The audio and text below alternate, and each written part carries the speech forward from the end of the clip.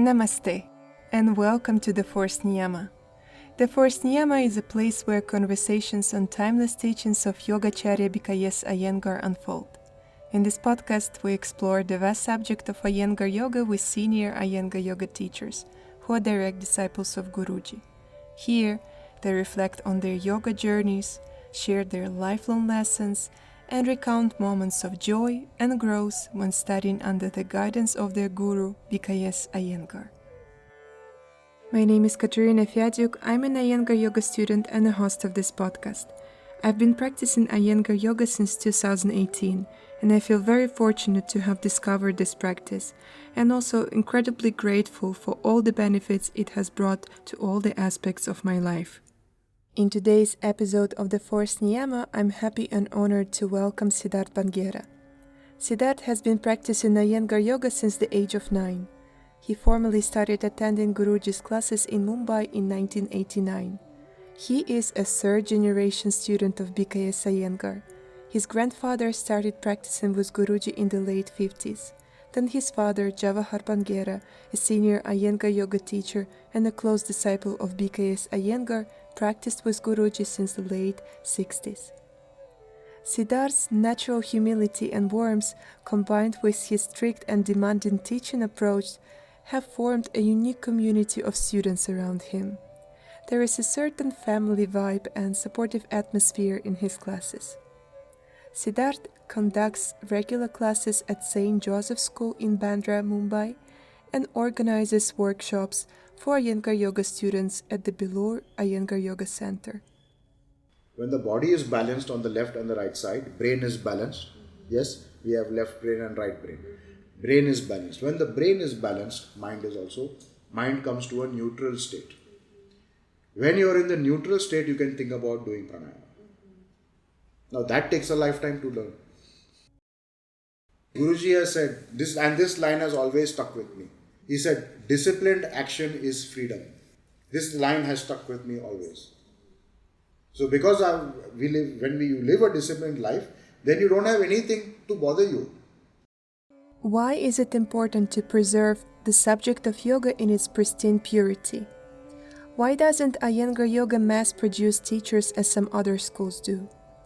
What principles can a junior Iyengar Yoga teacher follow to build a sustainable and balanced life during the early stages of their teaching journey? Why is it important to serve humanity after addressing one's life first? And why is it crucial to be creative in your asana practice? When does one know they are ready for meditation and pranayama? These questions and more will be addressed in today's episode with Siddharth. Let me welcome Siddharth Bangera. Hello, Siddharth. Let's start from the very beginning of your journey. How and when were you first introduced to Iyengar Yoga? Okay, it all started with my grandfather. I think the late 50s or maybe mid 60s. Started attending Guruji's class. Guruji used to travel from Pune to Mumbai every weekend, Saturday and Sunday.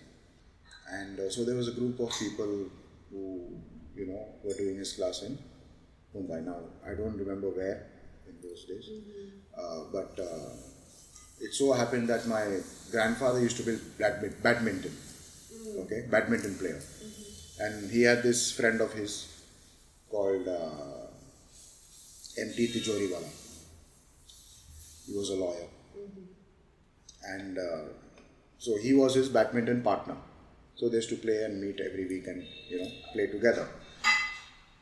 So Mr. Tijoriwala disappeared for a few weeks. And my grandfather was wondering, where is my partner to play with? And then he comes back one day and he asks him, where have you been? He says, I've been doing yoga for the last few weeks with this guru who comes from Pune. Why don't you also come? So my grandfather started attending Guruji's class. And my father started in 1969 when he was 18 years old. Because of your grandfather? Yes, because of my grandfather. In fact, my father had 3 brothers. They all started. So 4 of them, 4 boys. Wow. And my grandmother also started. But it's only my father that continued. My grandmother also continued, but my father stuck on. The first time I met Guruji was when we used to go to Pune for the functions.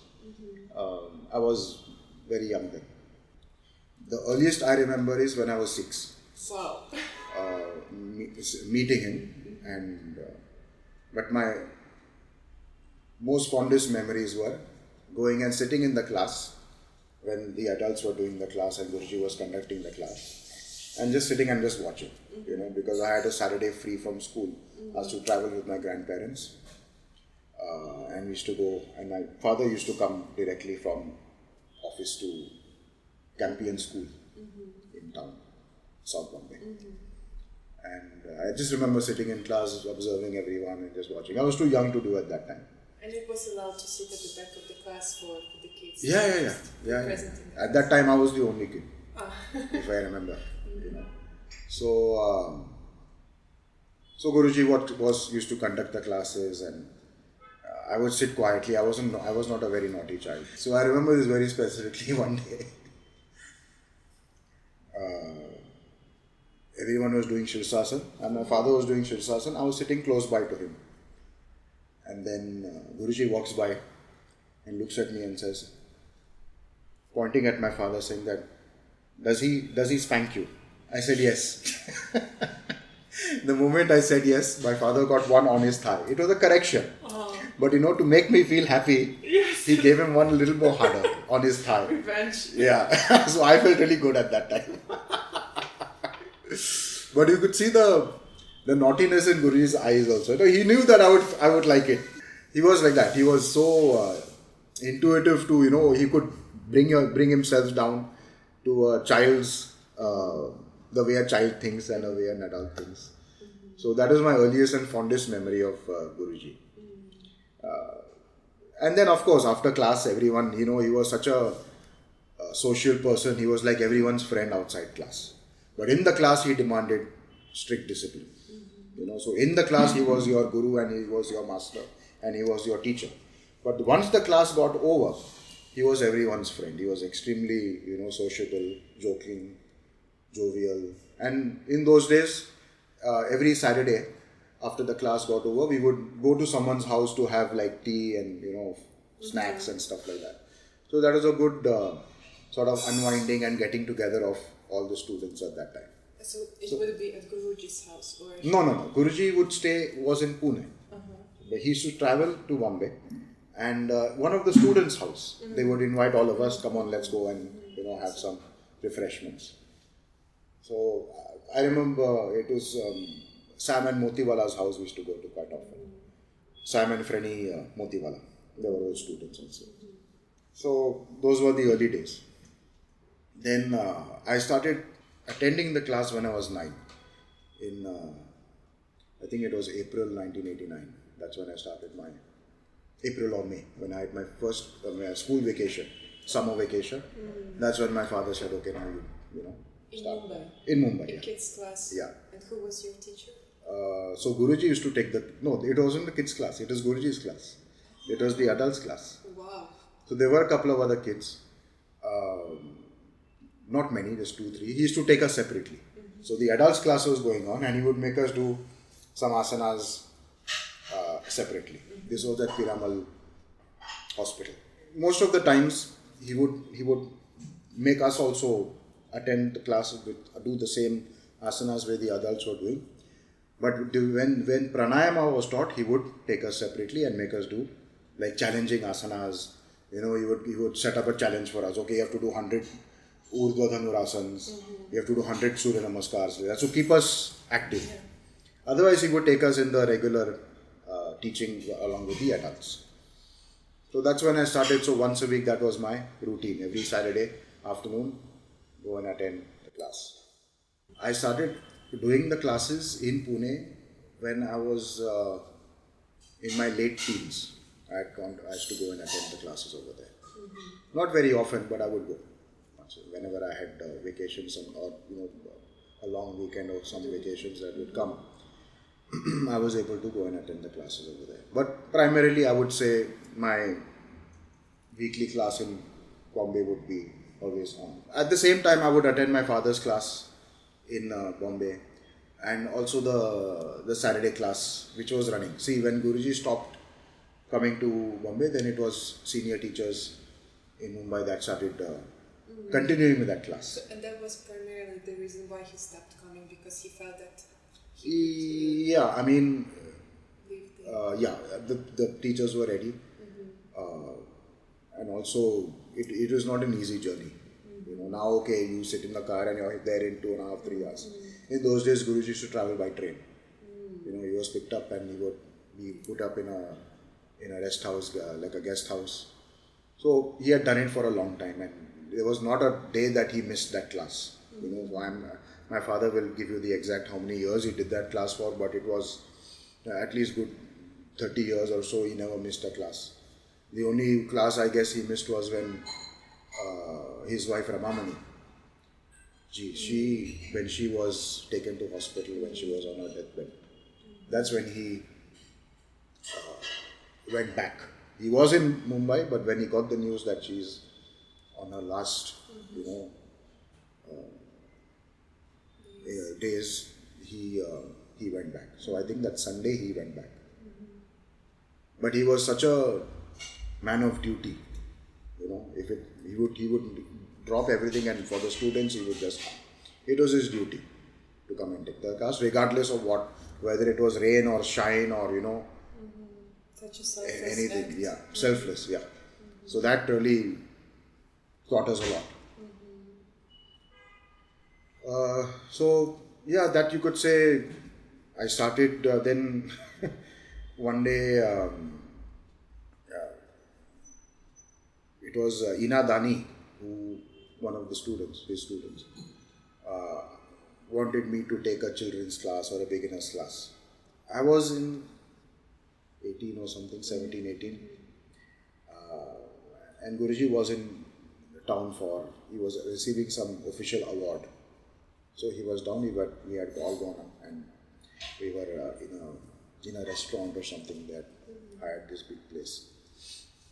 And Ina Dani caught me and took me to Guruji.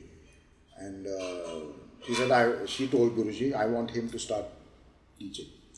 So Guruji asked me, what have you planned to do with your life? So honestly, I had no clue, because I really didn't know what to do. So he probably saw my blank stare, and then he said, okay, why don't you take the class? And that's how I started the class at Home Villa. We had one center at Pedder Road. So I was taking a beginner's class, but it was a mixed class. So there were some teenagers, there were some children, and there were old people also. It was a mixed class, beginners, every Saturday evening. That was in 2001, I think it was, 2001 I started. I used to take like I would assist my teacher also, called George, I would assist him in taking the classes. So I was used to, seeing how a class is conducted, and had a little confidence as to start. Do you remember your very first class when you were just on your own, exposed to a group of students looking at you? Very vaguely. I know that it went all right because I don't remember anything. I'm sure it went all right. If it didn't go well, then I would have probably remembered something. But yeah, it was since it wasn't, very new, because I used to take the class when George was there. So I knew how to conduct, how to adjust and what to look for, etc. So I was very confident. I don't think I was nervous or anything like that, taking my first class over there. And then, so that was once a week. Then in the meantime, my mother, thought that why don't you look for something in Bandra also, since you're not doing anything else. Why don't you start looking for a place in Bandra? And she helped me look around, and we finally got this St. Joseph School. So then I started one class over there. My father also started a class over there in the morning. I would take in the evening. And we all started with 2 and 3 students. It builds up slowly. So, like even Guruji never advertised for this class. It was all through word of mouth. So we in Mumbai also, we do not advertise our our classes. We don't want people, we don't seek to be teaching thousands and thousands of people.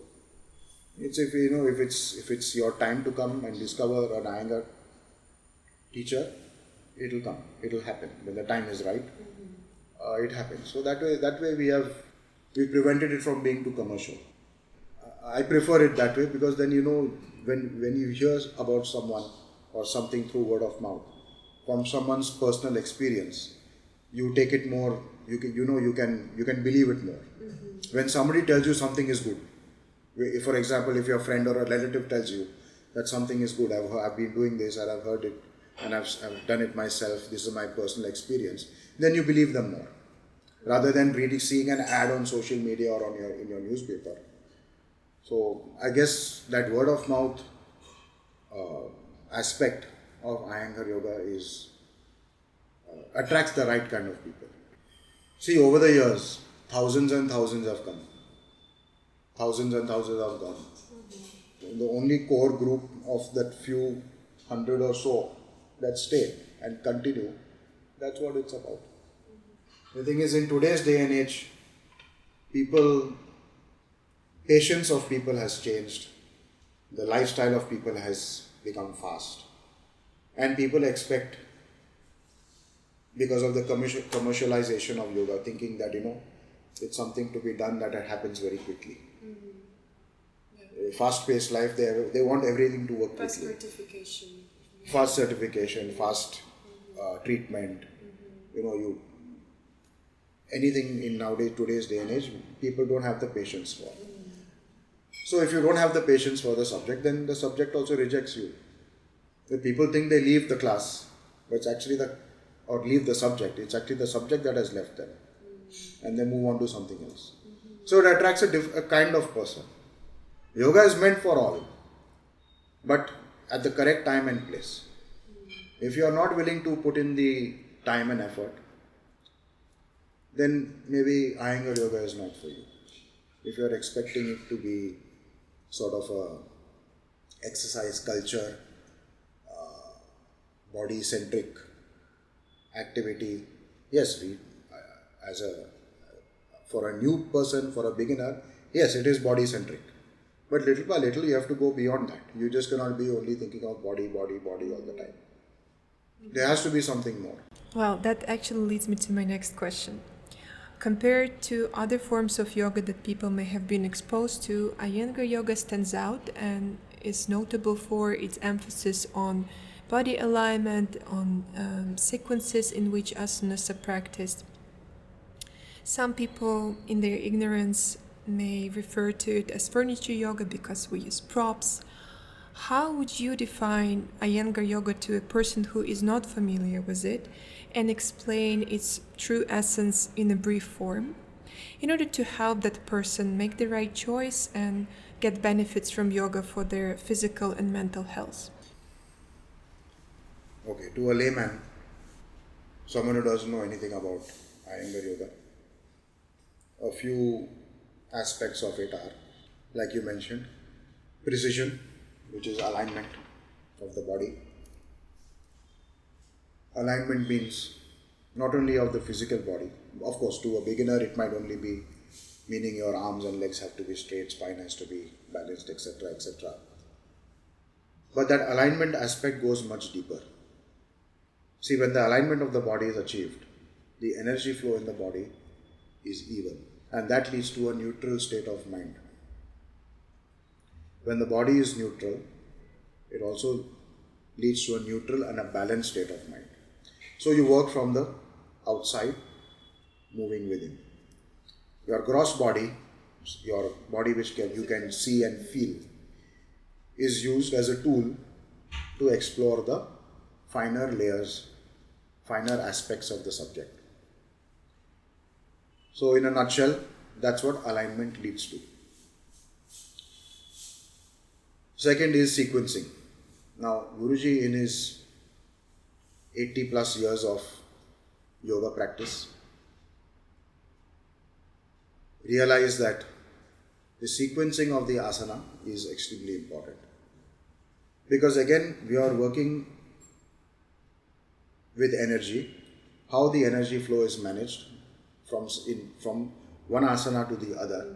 That is all his experimentation and his wisdom. Which is why if you see even in Light on Yoga, there is a 300-week course. 300 weeks. Tell me which other course is 300 weeks? Everybody does 6-month course, 5-month course, 3-month course. 300 weeks is 6 years. 6-year course. And that also it's only the sequencing of the asana. What he doesn't imply, what people don't understand from that sequencing is, where does the mind come into that sequence? If you are only going to do, okay, Tadasana, then jump, do Trikonasana, and only focus on the posture side of it, that means your 6 years have been wasted. You will not even figure out where does the mind come in that sequence. Okay? So anyway, so sequencing is the second aspect. Third aspect is timing. How long to stay in the asana for the effect to be felt. That is also his research. So for example, 5 to 7 minutes, 5 minutes to 7 minutes in Shirsasana, 5 minutes to 7 minutes. See, that's when the effect is felt. You cannot be doing Shirsasana for a shorter period of time if you want to experience the benefits of the asana. So timing is also his research. Sequencing, timing and alignment. In a nutshell, then another aspect is the props, which came much later. You see, when my father started, there were no props. There were no props then. The props were invented by Guruji after he suffered his accident, where he hurt his spine, maybe in the early 90s. So he had a scooter accident. The moment when the props were introduced. Yeah. So the props were introduced so that he could also get into the asana to heal himself. Before that, there were no props. So he discovered the use of blocks, the Viparita Randas and benches. The story of how he discovered that the curvature shape is when he saw a road laying machine, the one which flattens the tarmac. He went and lay down on that to see that curvature. So how that affected the spine. So his curiosity and his ingenuity helped him develop these things.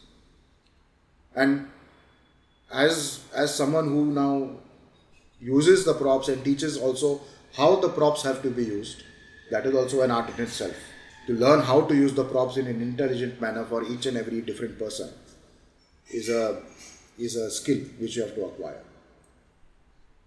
So these props are the third aspect. Yes, people have made fun of him saying that he's a furniture yogi. But then look at Light on Yoga. Not one prop is used. Then nobody says anything then. You see, the props are developed not only for assisting in the asana, but also to trigger the intelligence as to where the body needs to be functional. See, if somebody is unable to do a certain pose because of limitations of the body, does that mean that person should not experience? So it's a humanitarian aspect to his grace. You see, he was compassionate enough to discover these things and share these things with the world so that people of any age, sick people, feeble people, stiff people, etc., were able to experience the benefits of the asana through the props. Okay? So it's like, for example, it's like, you go to the hospital. Even the hospital bed is a prop. Your various things in your machines in the hospital aren't they props to keep you alive? So it's the same thing. So sometimes in our therapy class, these are the things. The heart bench also he invented for heart patients. So how to open the chest, how to access the heart from the back body, which no cardiologist even thinks of. So he was a heart surgeon. He knew the heart, workings of the heart, how to open the heart, how to activate the heart, how to calcify the heart. He discovered these things. Intrinsic knowledge which he had of the physiological body was tremendous. He didn't need to see medical reports or x-ray. He would just look at the person, see how they're standing, see how they're walking, and he would give the diagnosis. Even Gita ji, she was also the same. All she had to do was just look at the person, how they was sitting or standing or walking, and she knew. Then also another thing we learned from our gurus is to look at the eyes of the person, because the eyes tell a lot. If a person is depressed, the eyes will be different. When they are in pain, the eyes will be different. So how to diagnose? These things were, revealed to us. How to adjust, how to help these people so that everyone can benefit. If he was after, material things, he would have patented these crops, which he never did. Since you were exposed to Iyengar Yoga from such a young age, would you say that it has shaped you and made you a person you are today? See, it's a little difficult to explain because I started as a child. For me, it was just fun and games. Okay, you go once a week, you do the class, you do these difficult asanas where the adults cannot do. You like to show off a little bit here and there. So for me, it really didn't. I did not understand what the core aspect of yoga is for the longest time, because I was doing it and I didn't have any diseases to take care of, so I would just do it. So you could say in a way I was a little skeptical about why all these adults are doing it. I never understood it. So for the longest time I just did it mechanically. It's when I grew older and when the body starts to age, I like to ride motorcycles, and certain accidents happen, and that's when I realized the power of the asanas, how the asanas could help me heal myself. So until that time I was very skeptical about it, you could say. I am such a person that I have to experience it by myself for me to fully believe it. So I am guilty of not believing in it in the early days. But when I started to get mature and age, and when these, you could say, accidents happened in my life, that's when I realized, okay, now let me see what I can do. How can yoga, how can Iyengar, how can Guruji's gift to us help me? And that's when my belief and faith in the subject and my own guru became even stronger. You see, until then I was all right. I was happy. I was happy-go-lucky. I was, no tension, no stress in life. But as you grow old and the weight of the world starts to, your responsibilities become more and more. That's when I realized that this subject really bestows you with that inner strength, resilience, to face the good times and the bad times equally. So, for example, I gave you the example of injuries in, for example, motorcycling. So, how to heal myself? And that self-injury which happened, even over the years. Now I'm 43.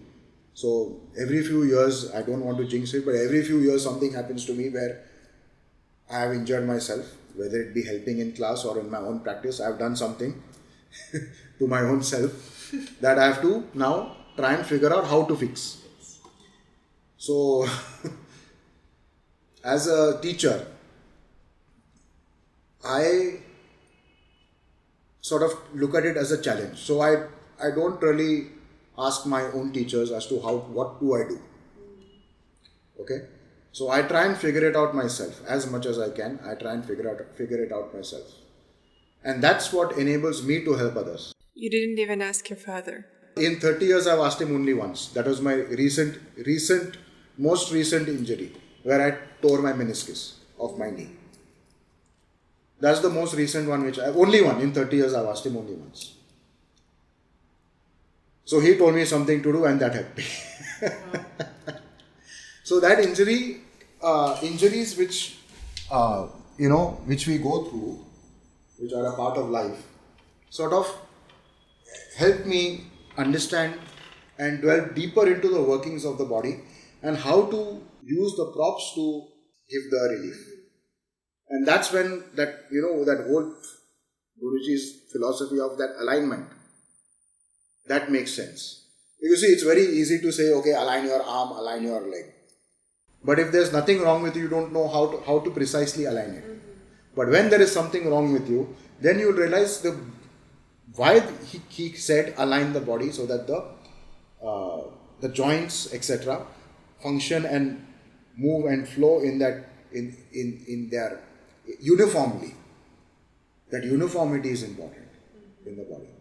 See, for us, when we just look at arms and legs, we don't delve into the intricacies of it. Yeah. If it looks straight, it is straight. For us, it is like that. We trust our eyes more than the sense of touch of the skin. So these injuries taught me how to observe the skin, flesh, muscle, ligaments and tendons, and how to adjust from there. So that now cannot be taught. It has to be experienced. So in a way, I count myself lucky that I've gone through these things, because my ability and my knowledge has increased because of that. See, a lot of people would say, oh God, this has happened, now I'm finished. It's happened to me. Even some teachers in our own community, something happens to them and they think it's the end of the world, they are not going to be able to get out of this. But this is the test. This is your test. This is your exam. How would you, as a teacher, how will you help yourself? Then what gives you the right to teach somebody else if you cannot fix your own problems? So, in our system, this is something which you have to go through. And as my father says, dogs and Iyengar Yoga teachers, or maybe it's a quote from Guruji, if I'm not mistaken. Dogs and Iyengar Yoga teachers have to lick their own wounds. You know what that means? Dogs, when they're injured, they lick their own wound. They heal themselves. Yes. So dogs and Iyengar Yoga teachers have to learn to lick their own wounds. Not to say that if something's wrong with you, don't seek professional help. I'm not saying don't do that. Of course, you have to. Yeah, sometimes yes. If you have to go to a doctor sometimes. You require the help of an expert. But first try to do on your own. If you're okay, you're not then able. If you're stuck, okay, consult your teacher. Then if your teacher says, okay, now probably you require some professional help, medical help. Yes. I'm not saying don't do that, but I'm saying try and explore, try and discover these things for yourself first. So would you say that this quality of examining, seeking, experimenting, healing yourself is a key quality for a great Iyengar Yoga teacher? Or any teacher. I would not say Iyengar Yoga teacher specifically. Any teacher. See, we have a strong Guru Shishya Parampara. That means a guru and student relationship. That should be very strong. And you have to listen to what your guru says and follow without question. Because I think that's one thing that's lacking in a lot of the other yoga systems nowadays. And even in our modern life, we have lost a lot of our old traditions. See, traditionally, there was no concept of taking a yoga class. It was 1-to-1 or 1-to-2, 1-to-3, guru and a few students. That's it. No concept of doing classes for hundreds and hundreds of people. So that connection of the student with the teacher is not strong enough. So you should have that tradition now. See, I see my lineage. I can trace my lineage from my father to Guruji, to Gitaji, Prashantji, and then from Guruji to T. Krishnamacharya. So we have a lineage of teachers that have given us this wisdom. So I think that is important to carry forward. The teachings of our Guru should be preserved as purely in its pure form for as long as possible. So another aspect of an Iyengar Yoga teacher is, like I said, one is the lineage. I can only speak for teachers in India. I don't have any experience with teachers, Iyengar teachers, what they go through abroad. See, for a teacher to become, for a student to become a teacher, he needs the permission of his teacher. Because we don't have a formal course for teacher training, how you have abroad. So it takes a minimum 10 to 12 years for a student to become a teacher, or for the student to be given permission to teach. In India. Yeah. In Europe, it usually. Yeah, Europe is a different this because they made it more formal, and the tradition of guru and student is not there. So anybody can become, if they put in the time and effort and the money, you can become. But here we have a different tradition. It is that personal tradition, because the guru sees what kind of a person you are. What is your personality, how you react in certain situations, how are you with the students. So your morality and ethicality should be there as a person, as a human being. Considering that, so everybody who wants to become an Iyengar teacher does not really become an Iyengar teacher. You have to be chosen by your guru. So we have a strong tradition of that, and because that strong tradition is there, we will not do anything to bring or damage the name of our teachers. The name of our teachers should not get tainted. So that, I think, is a very strong aspect of being a teacher in this country. So whatever you do, you are doing, you are teaching, trying to give the knowledge in the purest form. Trying not to change too much. These award-winning wines, are they mass produced, or are they made in small batches? Of course, small batches. Because the quality can be controlled. It is the same thing with this. You can't mass produce teachers in a particular form if you want to preserve the quality.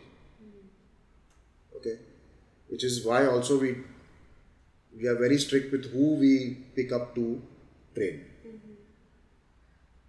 Because if we are just going to be like a production factory of making teachers out, is never going to have the same quality. See, anybody can teach yoga. Anybody can teach yoga. It's become that case nowadays. If you are a little flexible person, you have a decent looking body, you have a pretty face, you can become a yoga teacher. It's happened to some of my people who have come to me only have become teachers like that. Okay. So it's not easy, it's not difficult to be a yoga teacher today. As Prashant ji says, yoga. Yoga teacher, it's very easy to become. But we are not looking for that. See, we don't want to make yoga teachers, we want to make yoga teachers. So you have to, as I mentioned earlier, there has to be some effort and time put in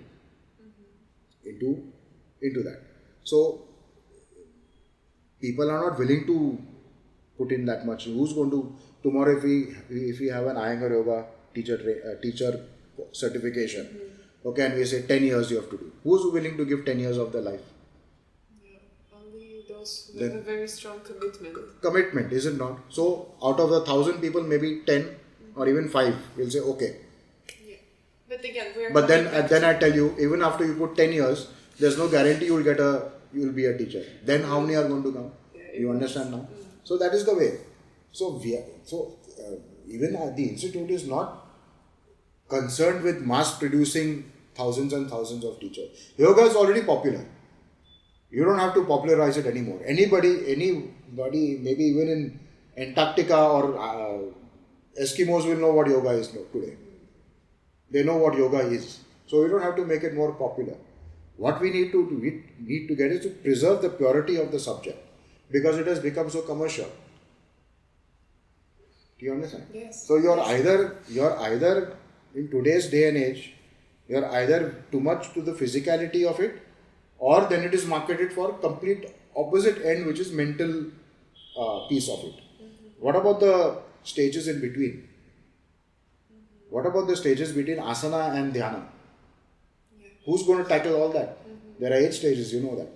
Okay? Yama, niyama, asana, pranayama, pratyahara, dharana, dhyana and samadhi. You want to jump directly from asana to dhyana. What about these other stages in between? Who's going to tackle those? There is no course for that. So, because it's so commercial now, they have chosen the two opposite ends and sort of neglected the middle portion. So, knowing that, the context of the era of mass production of yoga teachers, what would you recommend to an Iyengar yoga student who aspires to become one day a yoga teacher, as well as to a junior Iyengar yoga teacher who's just starting this path, to build balance in their lives so they could thrive, they could find a financial stability and serve their students and humanity? Serving humanity is a very big concept. First, learn to serve yourself. Then think about serving everybody else. I can speak for only my experience. See, none of us started teaching because we wanted to make money. We started teaching because we were told to teach. We were given permission to teach. And because we believe in spreading through word of mouth, it takes time. So money comes. If you're sort of focused on only making money, then you will take shortcuts. Because you'll be only looking to get more and more students. So many times I have refused people from attending class. Because they have unrealistic goals. Some of them have unrealistic goals. And with years of experience, I sort of know that this person is not ready for what is going to be taught in class. They are either one of two. One is that I want to learn meditation. Second is I want to learn pranayama. I'm already done my asana training, I want to do pranayama. That is the most common ones. And then on the more vanity scale of things, I want to lose weight.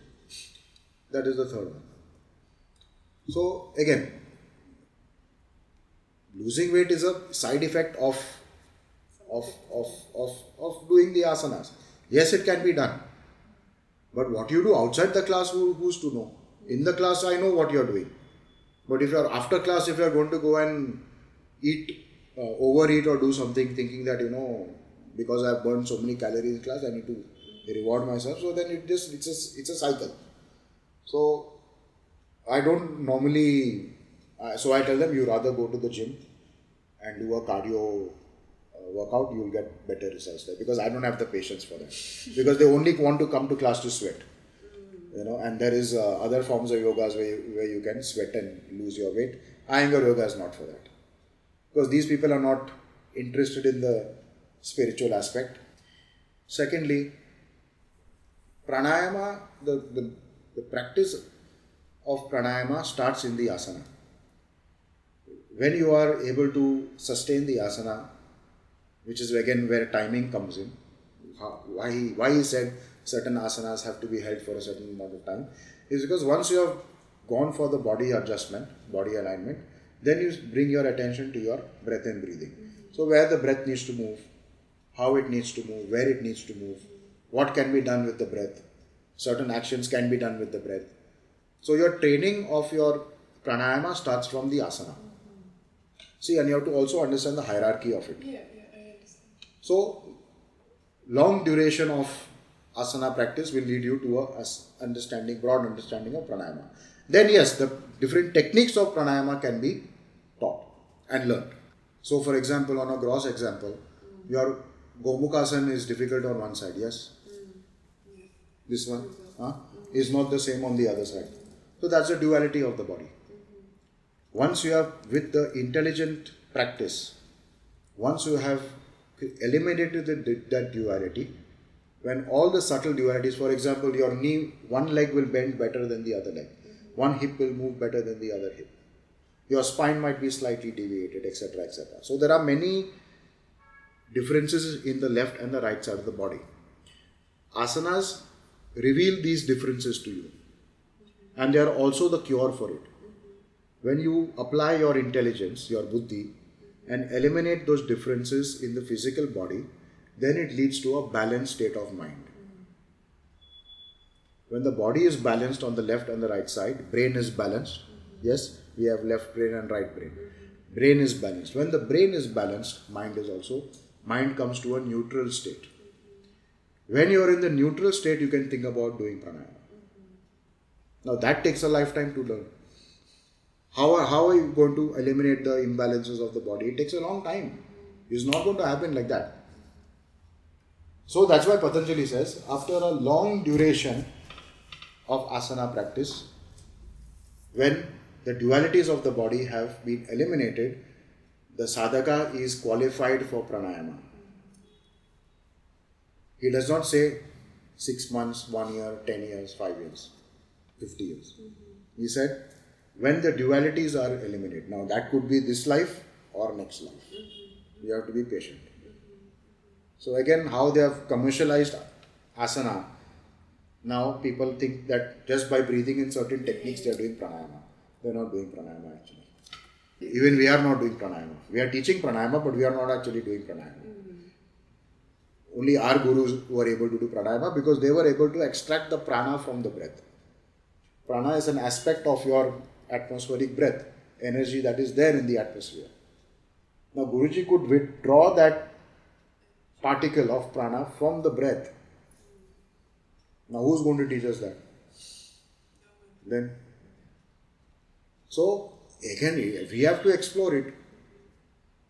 So we are basically, as Prashantji says, we are doing Shvashayam, which is breath work. No doubt, there are many benefits to that also.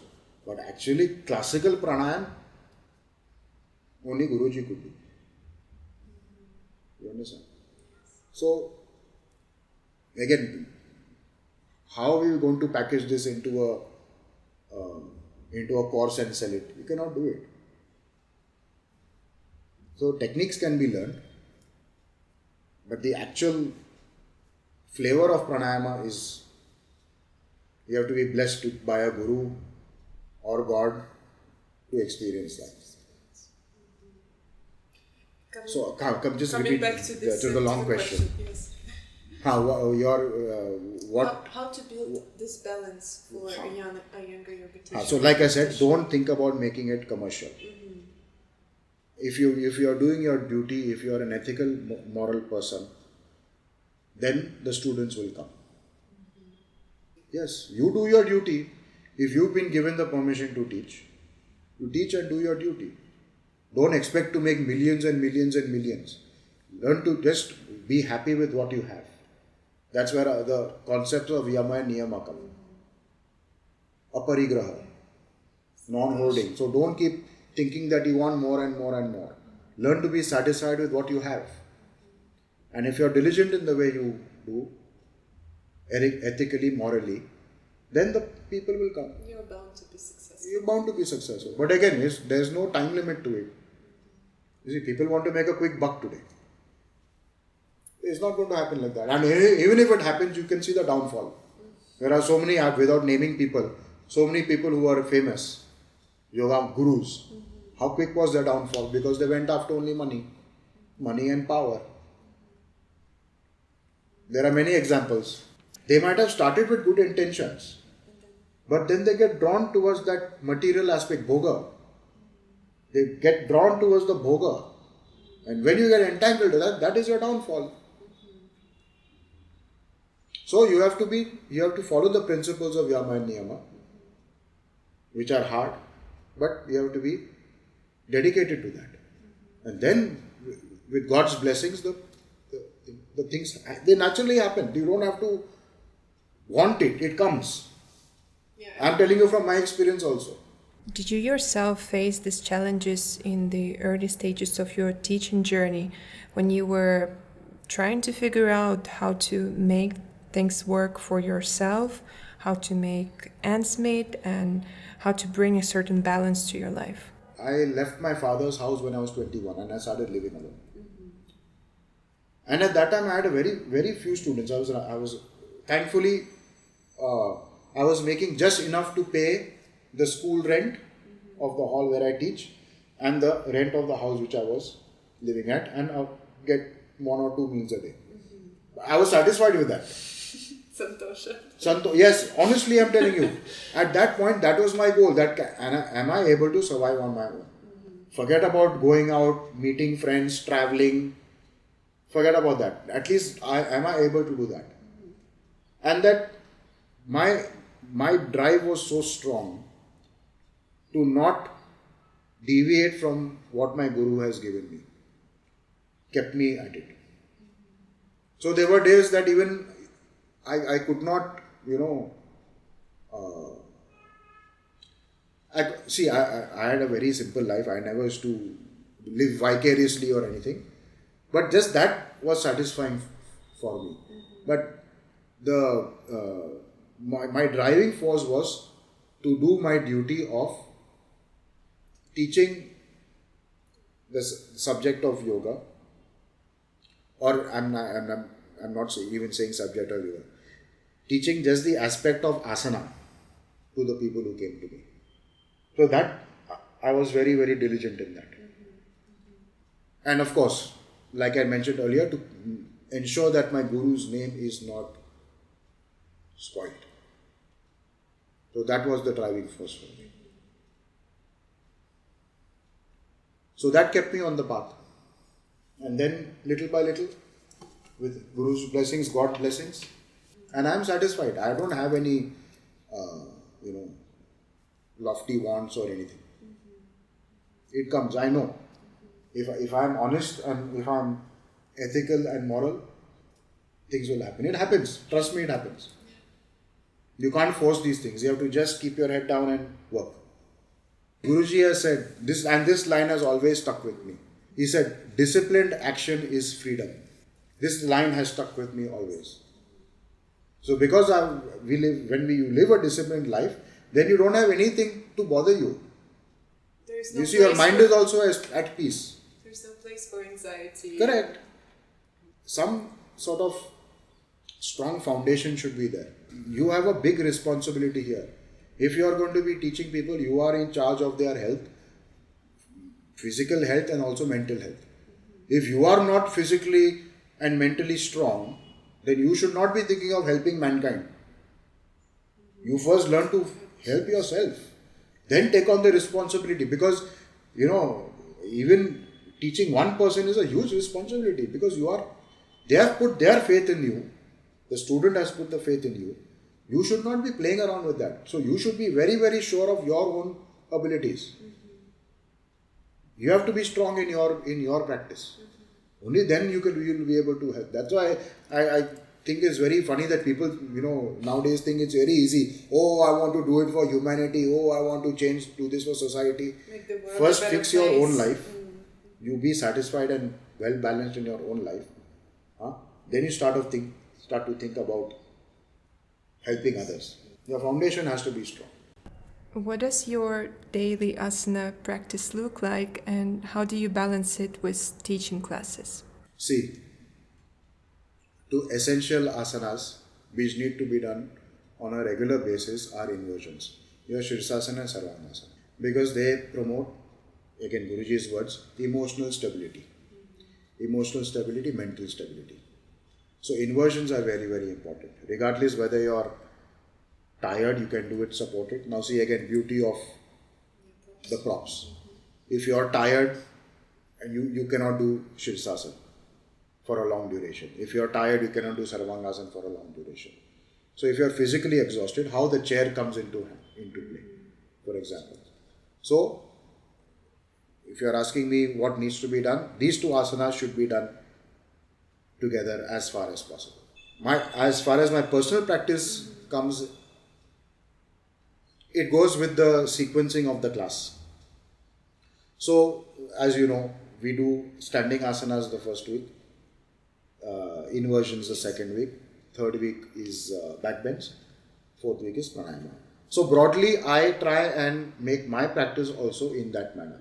Of course, there will be permutation, combinations of many others. But if you are a beginner or if you haven't practiced before, or you are starting your own personal practice, stick to these 4 broad guidelines. So, okay, first week you can focus a little more on standing asanas. So that is like a broad framework.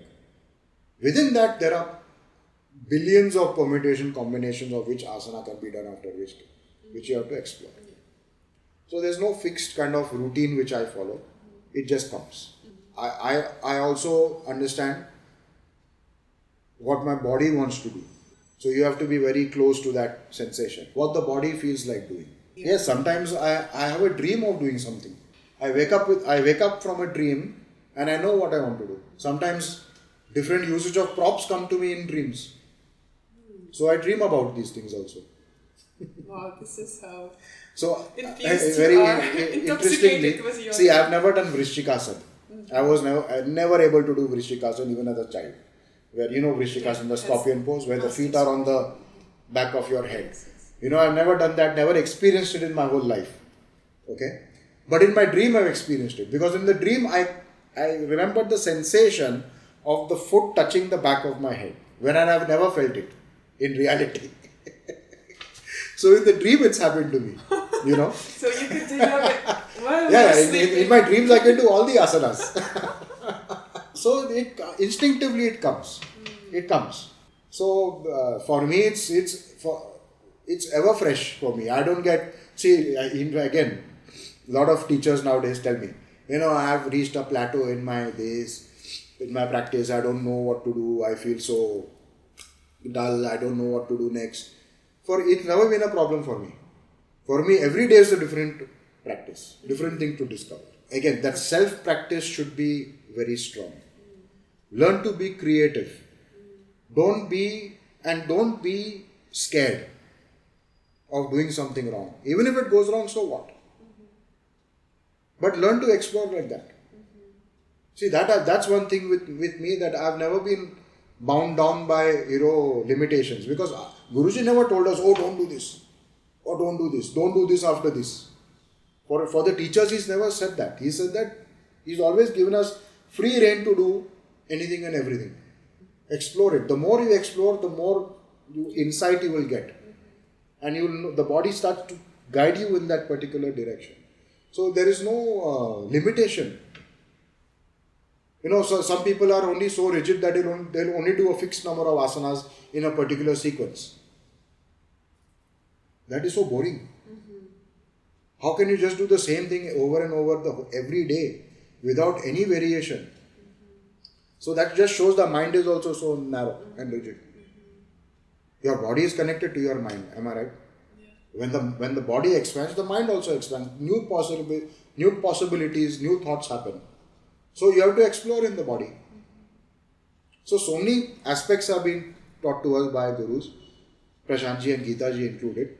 How the body, when the body is in a particular asana, let the breath flow in those regions. Let the mind flow in those regions. Let the intelligence flow in those regions. Let the breath take different shapes.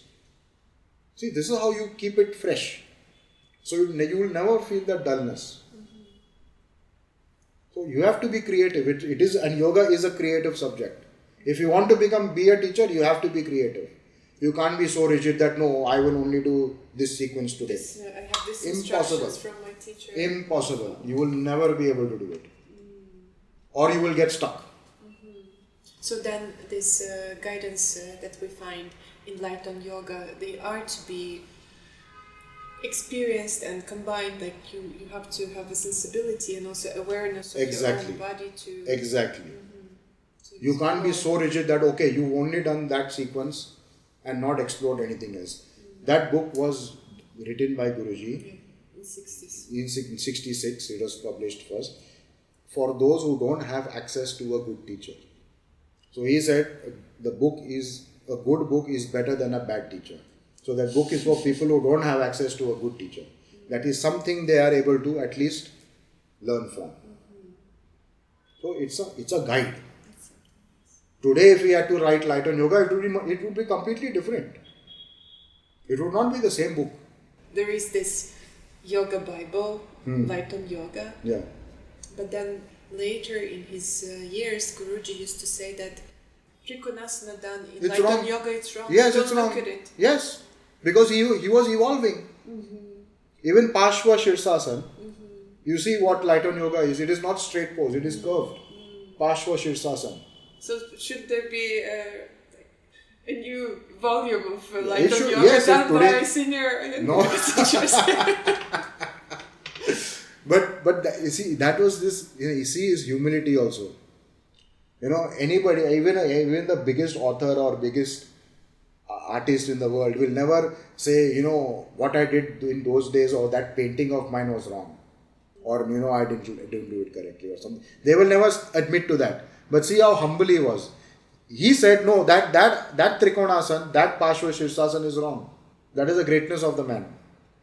To admit that he was wrong at that point. But then you saw the beautiful Trikonasana, he evolved from that till his 70s, 80s. Yeah, I saw the difference. Yes, you saw the difference. And I would say anybody who's listening to this this recording, try the old Shirsasana and try the new Shirsasana. Try the old Trikonasana, light on yoga Trikonasana, and do the new Trikonasana. And you will know the difference, why he evolved it. Because I used to watch him carefully. I used to try and copy the way he's doing. I never read the instructions, do this, do this. No. I would try and do the way he, in the book, all the books. I used to try and copy the way he's doing. So I am very visual. I don't like reading a lot. So for me, what I saw in his body, I would try and copy. So try and put yourself in his place, in his body, and you try and do Trikonasana the old way and the new way. You will see a tremendous difference. Then you will understand how the intelligence flows. You want me to give you a clue? The old and new? Yes. Observe the spine in the old Trikonasana and observe the spine in the new Trikonasana. In the old Trikonasana, the spine is not parallel. New Trikonasana, spine is parallel. And spine is parallel because of the equal extension of the sides of the Correct, because the distance is more. So that's the reason why your father says Yes. increase the distance Yes. of the legs. Okay. That is the reason. See, even the way Guruji taught, my father was mentioning this the other day, is that when he came to Bombay on a Saturday and Sunday, the students would practice that same sequence throughout the whole week. And then the next Saturday when he came, he would give a new instruction for that, but the same asana, but new instruction. Sometimes the instruction would be opposite to what he's already given. But then they would say that was last week. This is today. So we don't do what we did last No. week. We follow the instructions Yes. today. But see, his mind was thinking quick. We were so rigid in our thinking. So that was his evolution. He taught us how to be creative. Then we understood how to be creative in the asana. So, and you have to be creative in your practice also. So you can't be so rigid that you're only right leg out. Okay, these are the basics. After that, what do you do? Right leg out, left leg in. Take the right hand down with the exhalation. What do you do after that? Finish. Asanas are finished and come up and do on the other side. That's what most of the people do. That's why they get stuck. Yeah. They get stuck. They don't know what to do once they have achieved the asana. And in today's day and age of Instagram and social media, you want your asana to look good. What is happening within, nobody knows. Nobody knows. So that's the sad part about it. I think he's the only one who used that word intelligence, translated from Sanskrit buddhi. The buddhi has a discriminative power. The buddhi tells you right and wrong. Buddhi has a discriminative intelligence which should come into your practice. To know what am I doing is right or wrong, correct or incorrect, good or bad. That way, that discriminative intelligence will guide you in the other aspects of your life. How you deal with people, how you deal with your job, what job you do, whether you're being guided by those principles of yama and niyama, ethicality, morality. So that discriminative intelligence is learnt through the body in the asana. See, he took us from the physical plane. He made us experience from the body all the way up through the stages of yoga. He was able to do that. Because people only think, keeping our eyes closed, keeping our mouth closed is Dhyana. He was doing dhyana in Shirsasana also. He was doing dhyana in Adho Mukha Svanasana also. For 20 minutes, half an hour, how was he staying? Was he staying by physical strength? No, he was completely absorbed in the pose. Time did not, the body had completely dissolved for him. He was only experiencing the soul. That's why he could stay. But people thought, oh, he's only doing to, They only saw the physical break the world aspect record. What is the use of things? People nowadays do 1 hour Shirsasana to break world records. You don't think Guruji did hundreds of times Shirsasana for 1 hour? Where was the people then to see? He did it. He didn't do it for promoting himself. For him, Shirsasana was part of life. I would like to hear a few more words and suggestions from you on the daily practice. How do you plan it? How many hours a day you practice? At what time of the day? And suppose, in case you travel, how do you adjust your daily practice so it serves its purpose and you get maximum benefit from it?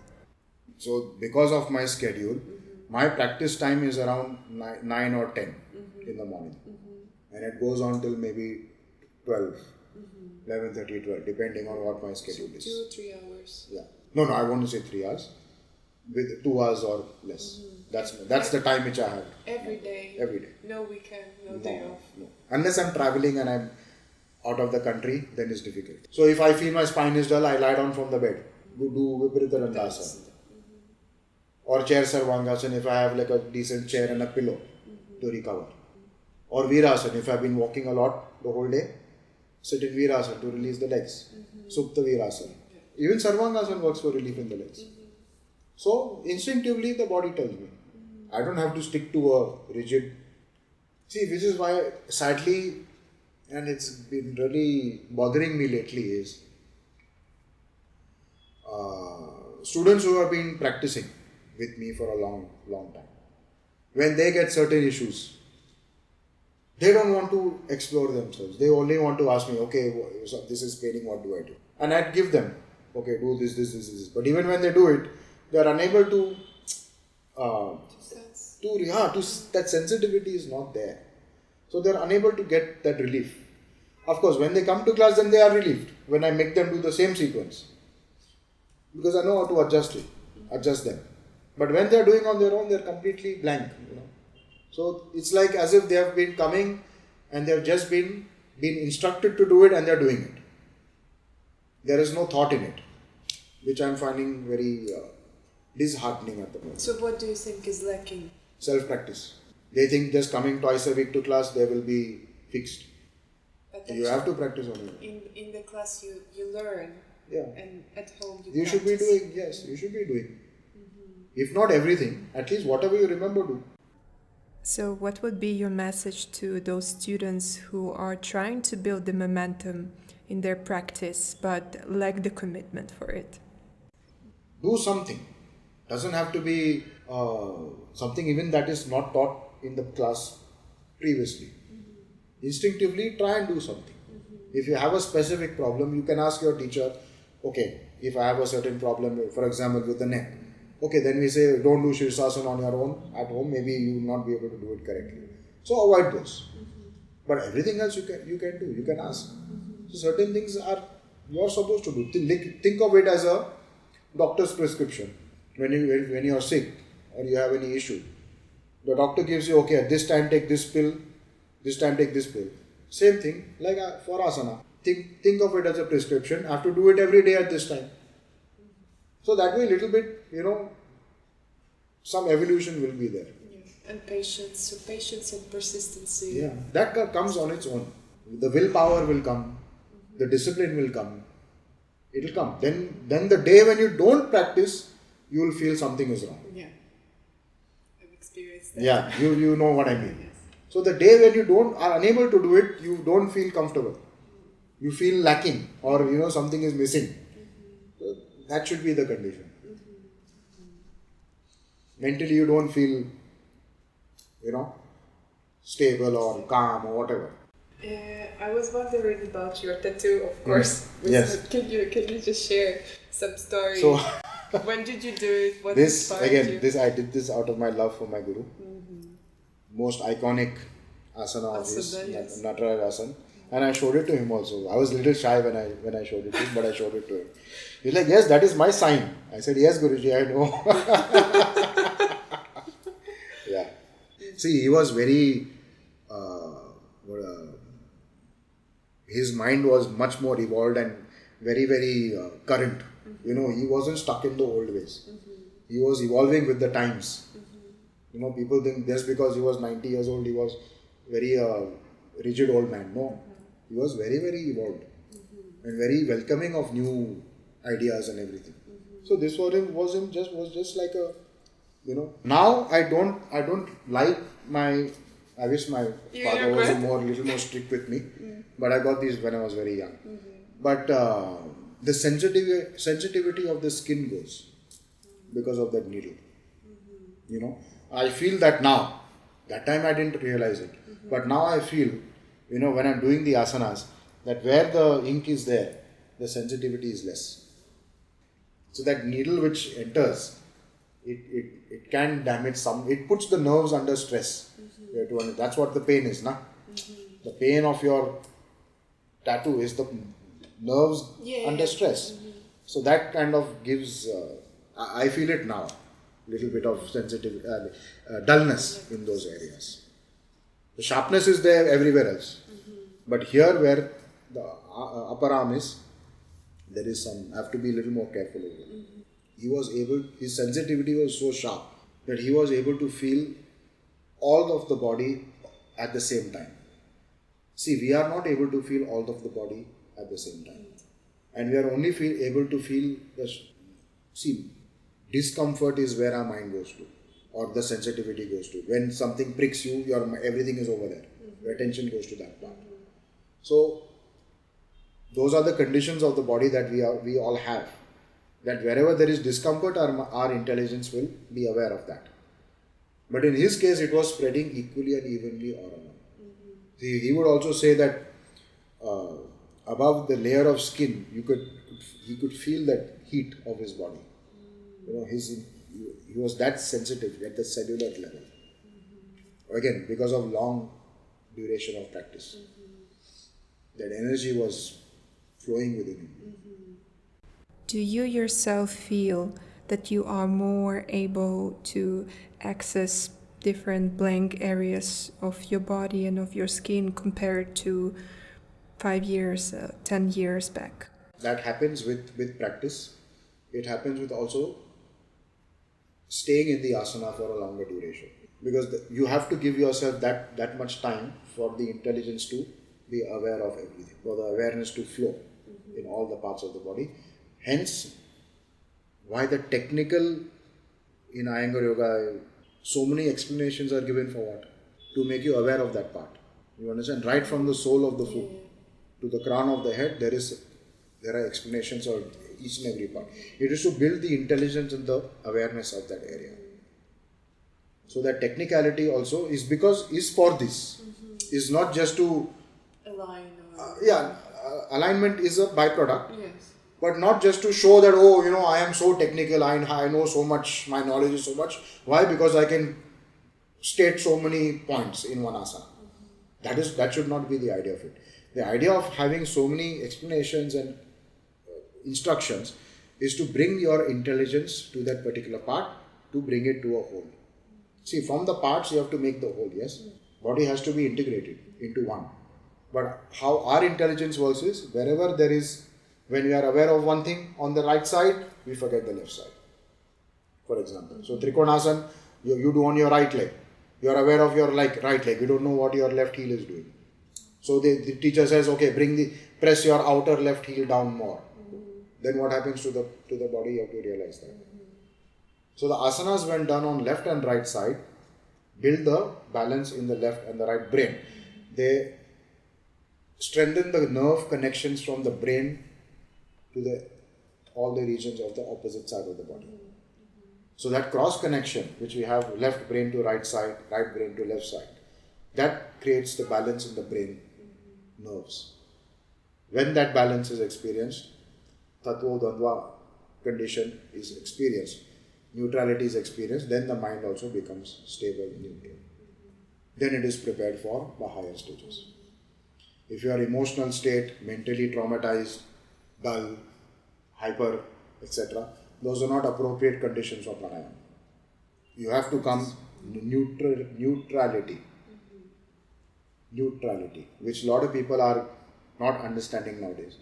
And they think for becoming neutral you have to do pranayama, or for becoming neutral you have to do meditation.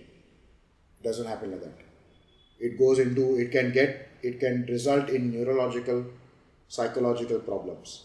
If you are already in a depressed condition, you want to do your meditation and all, it only brings you more down into that condition. Why? Because your mind keeps going, replaying what has happened in the past. Of course, I have seen such cases. That's why I tell the students from time to time, like, please be aware of this.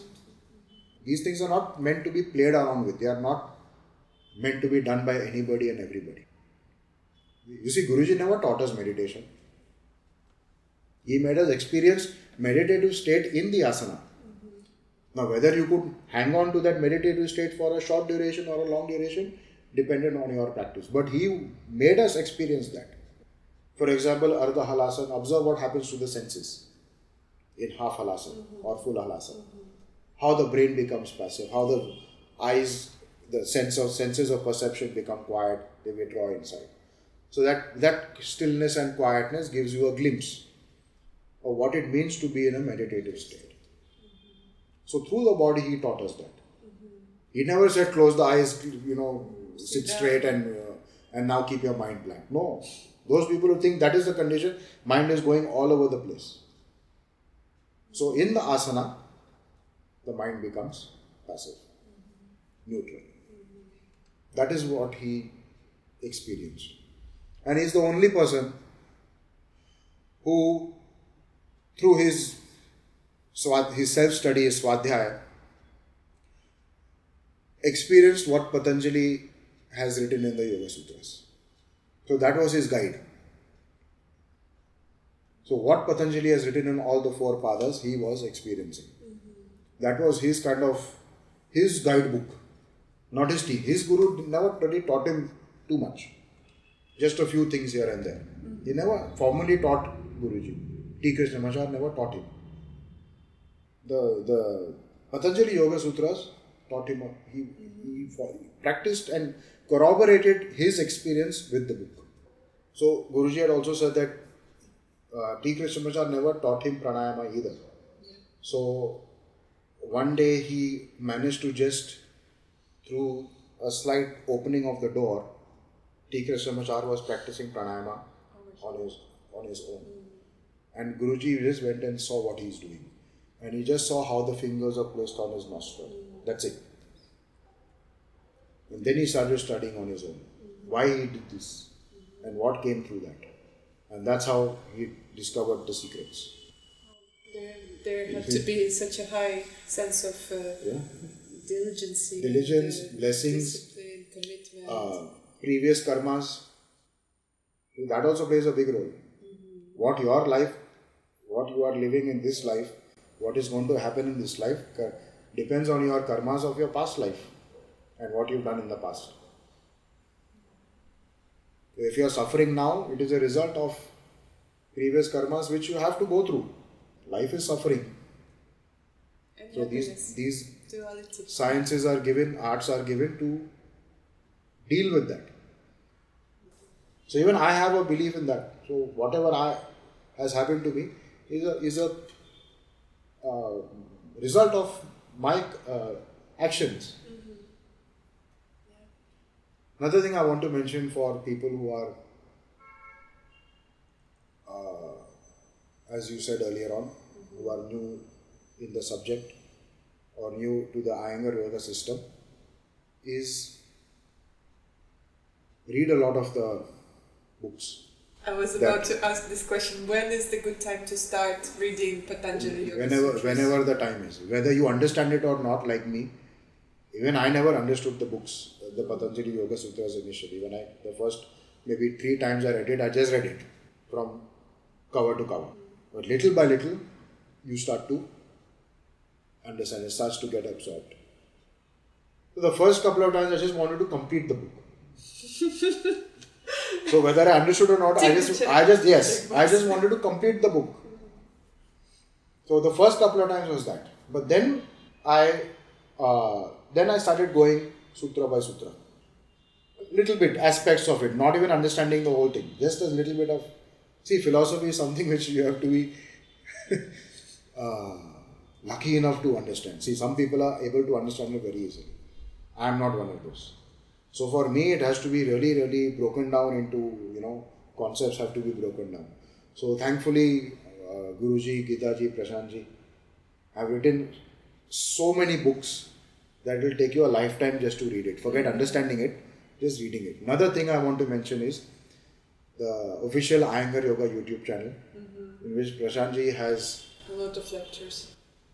Lectures meaning he's not even finished. He's around 204th episode is on his education series, not the Yoga Sutra series. His education in yoga, classical yoga, which he mentions.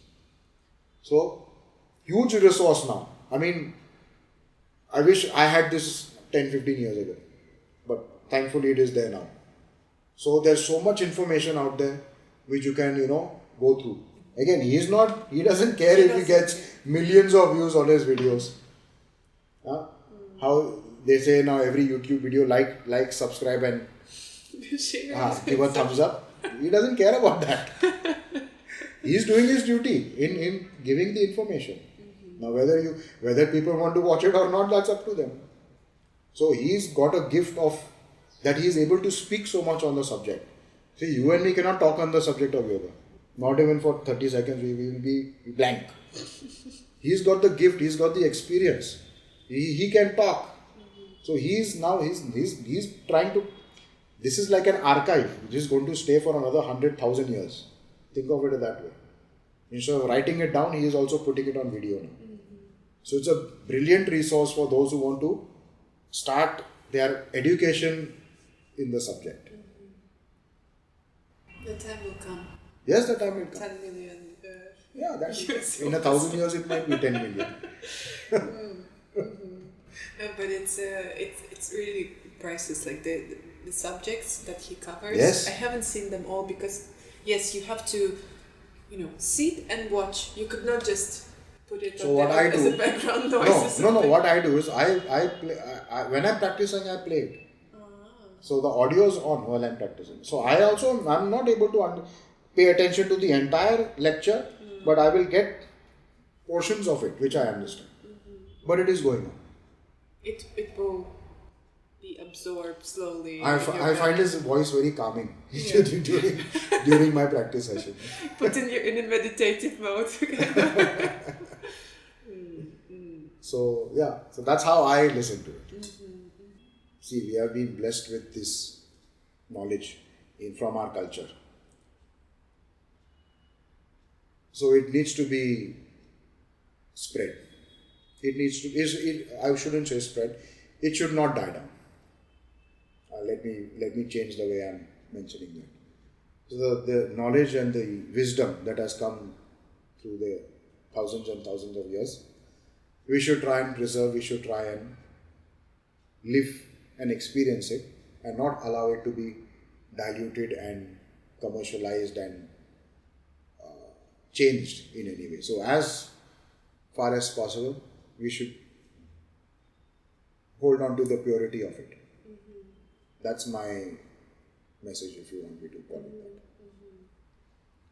See, do I think it is going to be pure forever? No.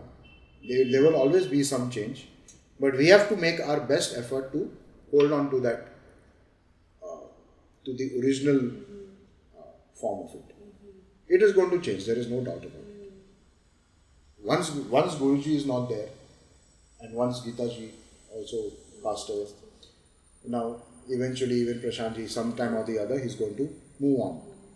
After they have gone, then it's our job to now try and understand first what the message was, and then try and propagate it and spread it to whoever wants to learn in as pure of a form as possible.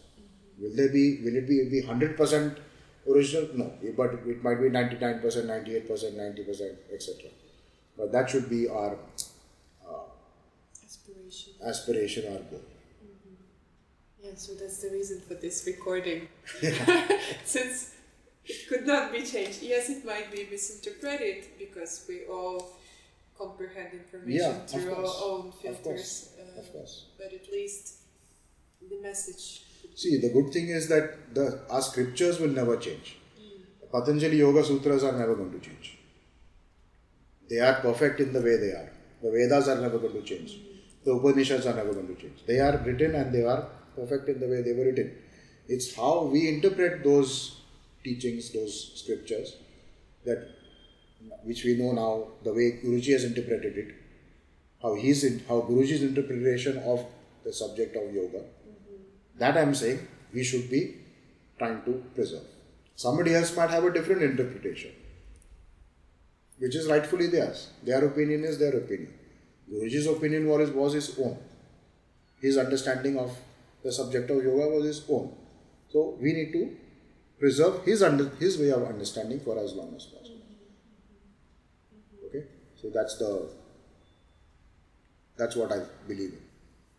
See, not everybody realizes that yoga is not a religious, although it has come from the Sanatana Dharma.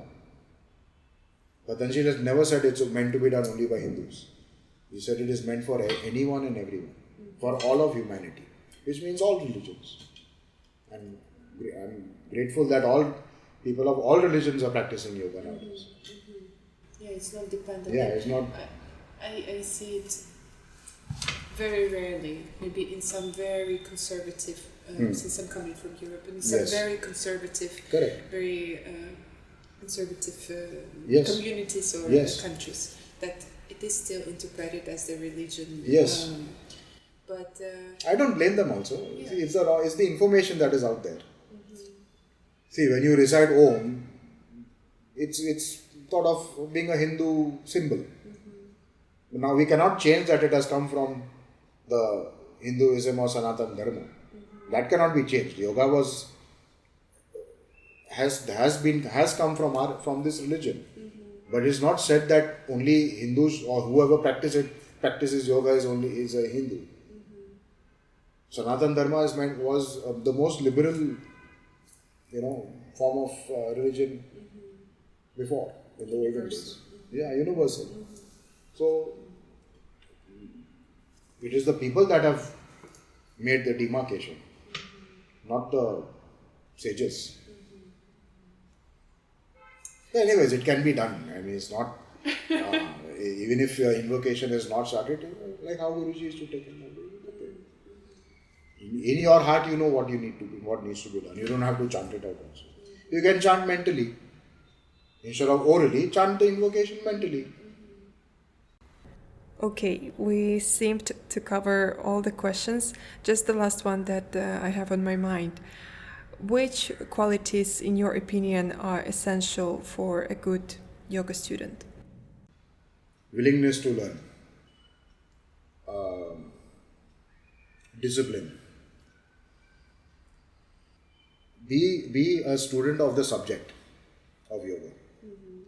Don't be categorized into being Iyengar student or Ashtanga student or this student or that student. Be a student of the subject first. Your teacher will be whoever and whoever. That's what I would say. Study the scriptures, listen to the information that is out there. That way you will not, get caught up in the whole modernization, the modern yoga, concept of yoga, which is only body all the time. So it is, the physicality of it. So try and explore the other aspects of it also. That will take you for a longer way. It is something which needs to be studied over your life. It's not like a course system which you are done with this and then you sort of move on to the next stage. it is integrated and it is evolving. So in a different part of your life, a different aspect of the subject will come to help. You understand? So, for example, when you're younger, okay. When you're in your 20s and 30s, maybe okay. Only body is the main thing. Sure, go for it. Then, once you mature a little bit, also get into the, which is what I'm telling from my this. Even when I was before 30, I was never interested in the philosophy of the subject, because frankly I found it very advanced for myself. So I said, I'm just going to focus on the physicality of it. Then on its own it happened. On its own, little by little, I started to realize the depth. So it happened. It's okay if you don't understand the Yoga Sutras. It's really okay, but it will come one day where it will happen. It will make sense. It's an important message to pass yeah. to the practitioners.